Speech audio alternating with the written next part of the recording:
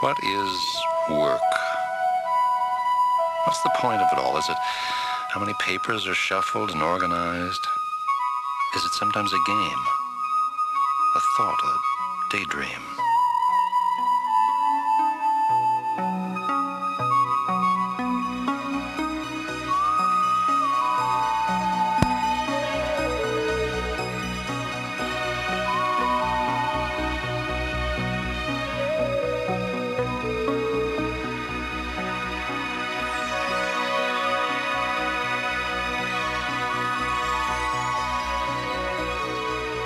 What's a research building?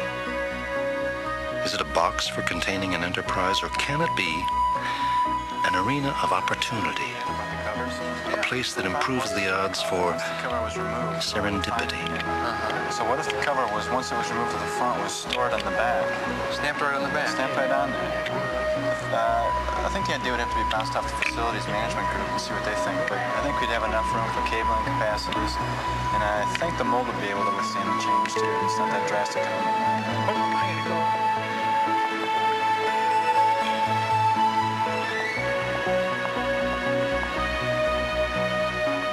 How much work is social and how much is private? How can spaces allow us to be together with others and yet find peace and solitude for introspection and mental processing?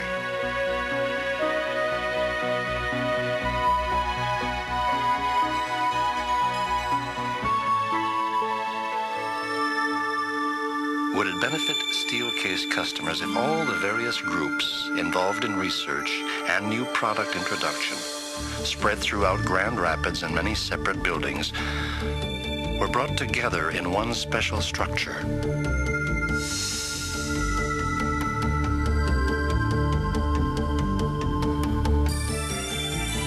And what if, within that new building, we organized people in neighborhoods related to product types, a neighborhood for seating, another for case goods, another for systems, so that each neighborhood has its own marketing people working side by side with designers and engineers, all focused on a particular product group as a multi-skilled team? What would happen?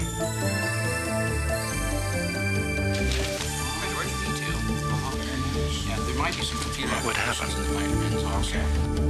Hey, Dan. Look at this.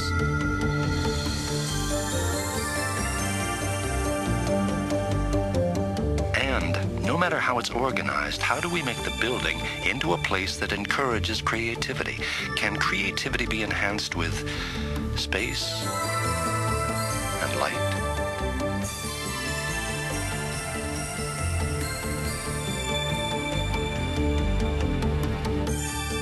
What is daylight? Do people with daylight in their offices tire as quickly as those illuminated only by fluorescence? What if the windows lean so that everyone sees the sky? And when you work on a sunlit porch, does the wind blow the cobwebs away? What is management? Hi, Kevin. Hi. Listen, could you change the How can we radius help on managers the- be hands-on people instead of being all thought and strategy? All right, great. Now, what did you change here between those two? On the first one, I made it flat and straight. All right. The second one, we curved it. It was breakdown. And what happens if you put management in the middle of the building instead of isolated on the top floor, in the middle, so that all kinds of people pass by dozens of times a day with questions and suggestions? Brian, have you checked on the day filers? For our managers and supervisors.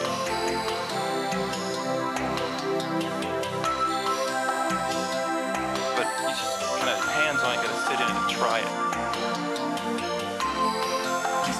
Do you think our press can handle that shot size?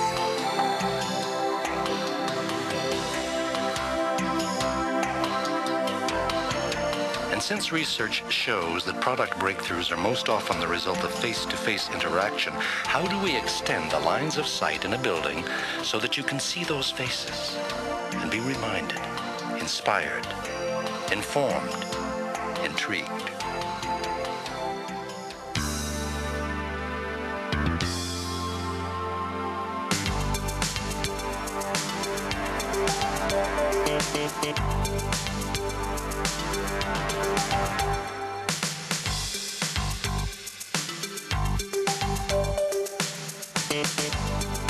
Is the shortest distance between 2 points the best way to go? Or does an escalator's open diagonal ride have advantages over the enclosed verticality of an elevator?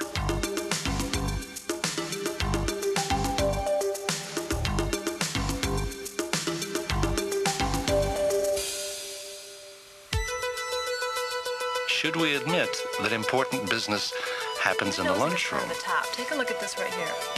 Can we fit the 3 1/4 inch disc? Brian, with the basic concept of the workstation done like Or near the coffee machine? I think it's a great idea, Jerry. Thanks for your help. Good. I've got 11 o'clock meeting. Let's talk more later. Fine.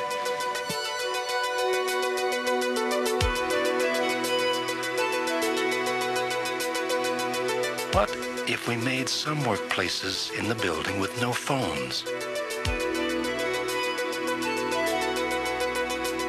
Special places anyone could go for maximum privacy to study in peace and quiet.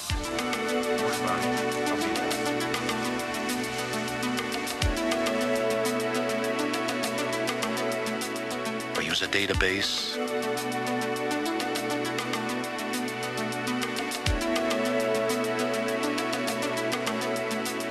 Or just think. And no phones. No one checking up or asking where you are.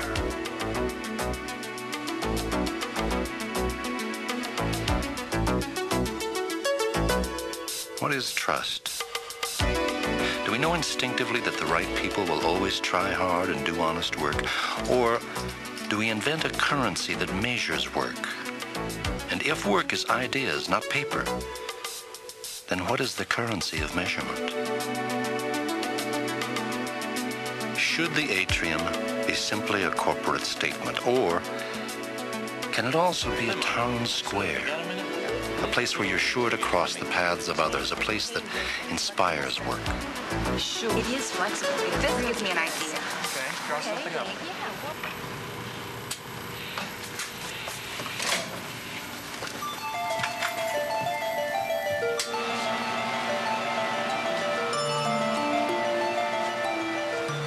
What are the limits of a product? Ready? Go. Let's do it.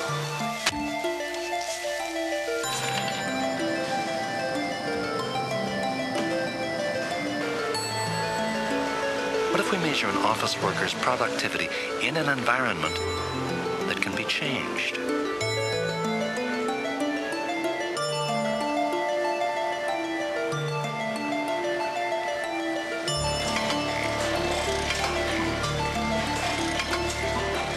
When you know the present limits of a product, can you design new products that push the limits out?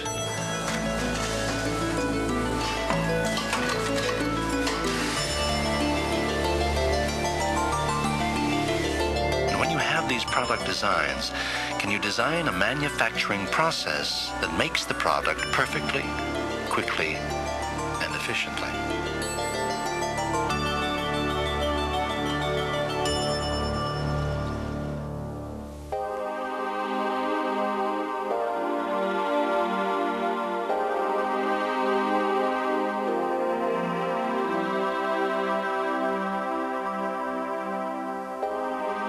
What is ownership? Can you have a space that's yours, a building that's yours, a project that's yours, and yet feel community and sharing?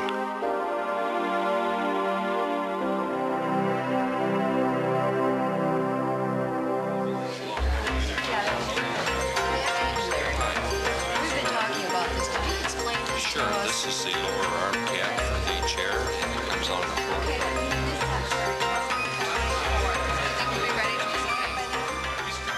What is teamwork?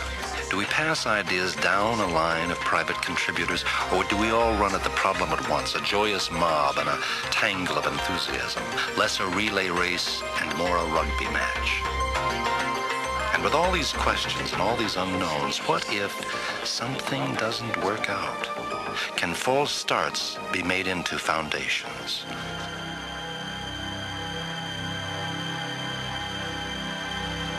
What's the point of it all? The point is an open mind, a questioning attitude.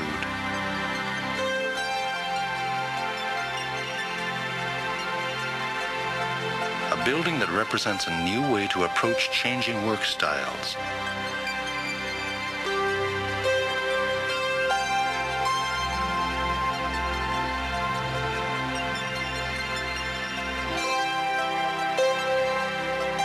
A building that represents a commitment to our customers, a hunger to push out the limits of what's known about the way we work and the ways to inspire human enterprise.